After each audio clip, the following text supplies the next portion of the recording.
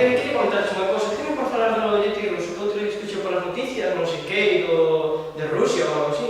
Sí, bueno, eu tamén escoitei algo que... A ver, antes de nada, che pregunto a ti porque eu sei que ti andas metido esos rollos de investigación, eso, por si sabes ou algo.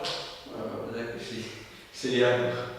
Pero, como ben sabes, antes de nada hai que investigar algo. Estuve investigando e resulta que o yeti ruso pudo haber sido... A verdade é que vaya coincidencia que esteres investigando. Bueno, contame, sí. Pois pudo haber sido un sucesor do humano que, como ti ben sabes, provimos do mono. Pois non. Este ser, por decirlo de alguma maneira, pois non evolucionou. Quedouse transformado no que vendría sendo neandertal ou algo así parecido.